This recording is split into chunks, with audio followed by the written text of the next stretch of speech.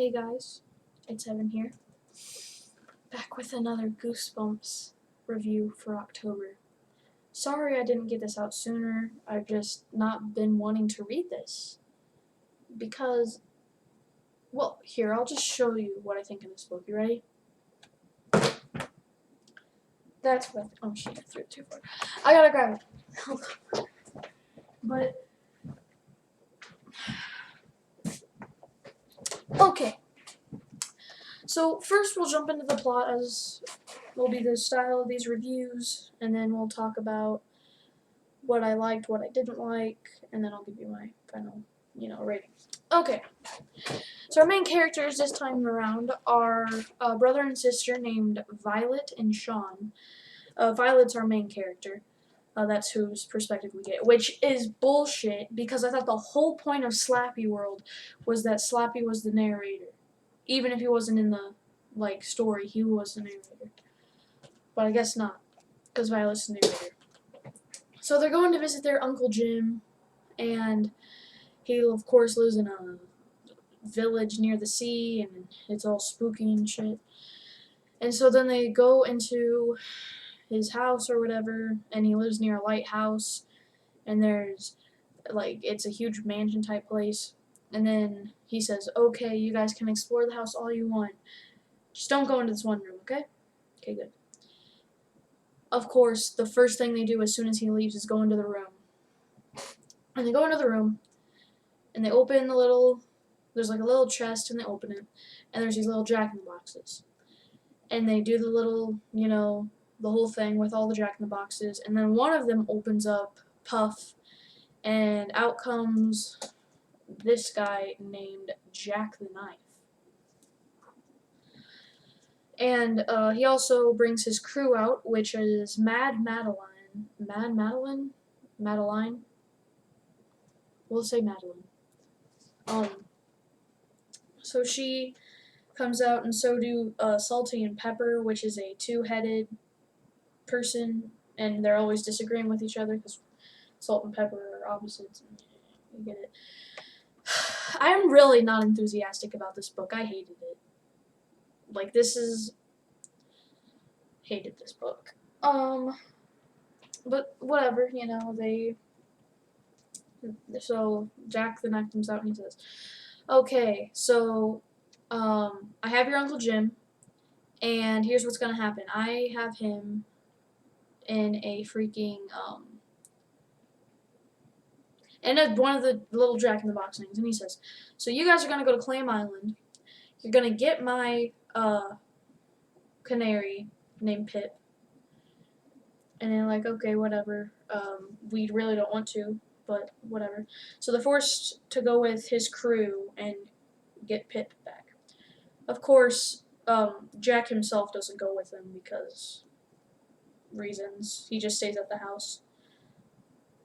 So, I guess I'll do that later. So,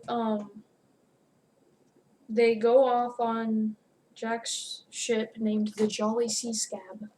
Very nice. And, they do that, and they're on his ship, and everything's normal for a little bit. They're gonna try to get to Clam Island. They don't really know where they're supposed to go, so they're just riding, and then their ship gets a hole in the deck. Oh, no, I forgot. There's another member of the crew. It's like a chimpanzee. I think his name's Chip or some bullshit. Does it say there? No, it doesn't. Whatever. It doesn't say the chimpanzee's name. We'll just call him Chip. So they're on the ship, and the ship starts sinking because they get a big leak, and they find the raft, or not the raft, but like the safety boat, whatever you want to call it, and they get that out, and they're going onto the sea, and they're gonna get away, and then the monkey jumps onto the lifeboat and gets away and leaves the rest of them on the boat. So then the boat gets destroyed, and they all get saved because there's a raft, and they stay on the raft.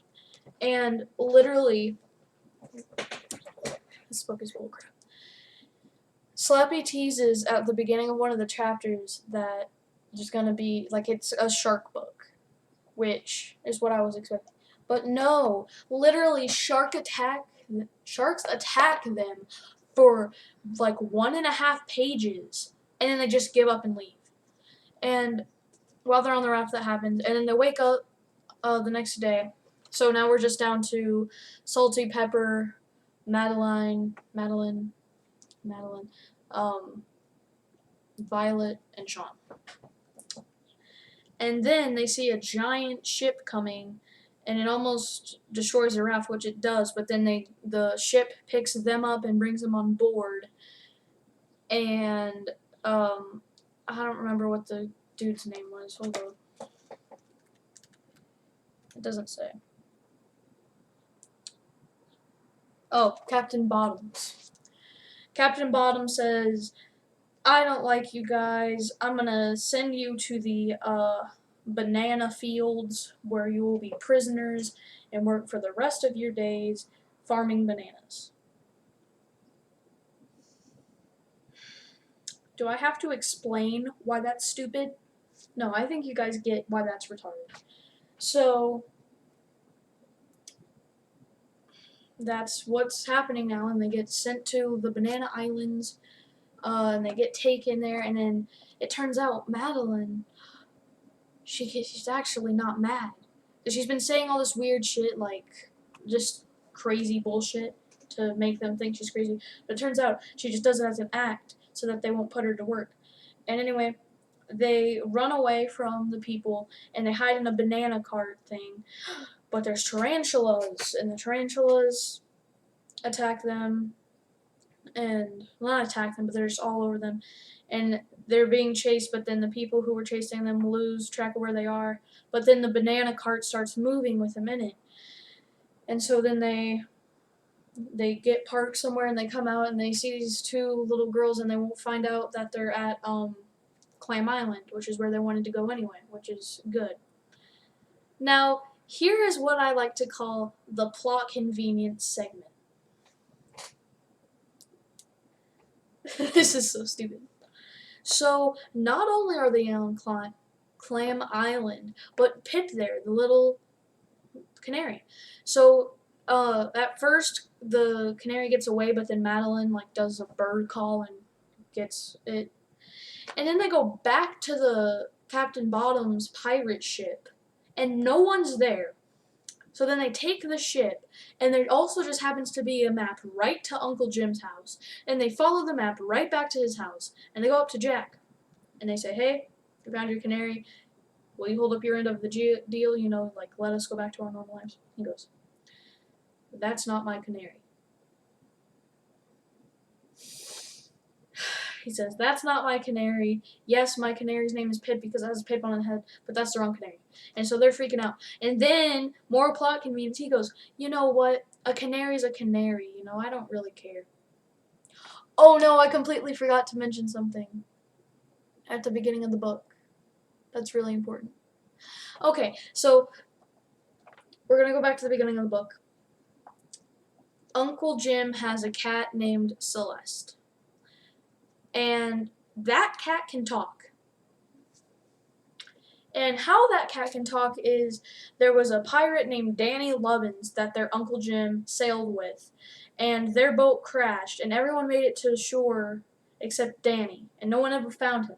It turns out Celeste was his cat, and he taught her how to talk. And Celeste made it to shore, but Danny Lubbins was never found, which will be important in the twist for this book. So anyway, back to our main story. Jack is like, hey, I'm not going back in my box because a pirate's word means nothing, so it sucks to be you guys, I guess. But then Danny Lubbins' ghost comes through and says, hey, you better give me back my cat. I want my darn cat. And so then he gets his cat, and it scares the whole crew, including Jack, back into their boxes, and they go away, and they stay in their boxes, and then out comes Uncle Jim, and he says, oh, sorry, this day sure has gone by. What did you guys do today? I hope it wasn't boring. And that's how our book ends. So it ends actually with a happy ending for once. Not a fan of it. So I guess now we'll go over the specs. I'll show you guys the cover first. There you guys go, Attack of the Jack. Very, very stupid book. Would I read it again? No. No, I would not. Will I keep it? Yes, because, you know, for the collection. That back there is my Goosebumps collection. I should probably do a walkthrough on that someday, but we're good for now. So, pages, we have 137 with 29 chapters, which I think is about average for your normal Goosebumps book. I hate this book. There was no reason it needed to be a Slappyworld because Slappy makes no appearance in it. The main villain is gone for most of the book. Mad Madeline is just, reading her makes no sense. Like, I get that that's the point, but it's so stupid and it doesn't make sense. And no, I hate it. And then it turns out that it's all just a ruse so that they won't make her do any work because everyone thinks she's crazy. And Salty and Pepper always fighting back and forth is really annoying. If they would just work together, maybe something could get done. But no, they always have to be at each other's throats, which is stupid. And this book in general is just really dumb. Like, it's not even entertaining to read. It's just stupid. So, this was way shorter than my Sloppy Birthday to You review, which I guess is, I don't know, it could be a good thing, could be a bad thing. Really just depends on your opinion. But yeah, that's about all I have to say for Attack of the Jack. I don't really think there's anything important. The main characters are forgettable. You won't remember this book in like a couple months' time. I know because I read this book when it first came out and I forgot completely what it was about until I read it this time. It's really stupid. And of course, the thing on the cover, like, that's not even really what Jack the Knife looks like, and the coins make no, like, they have no convenience at all.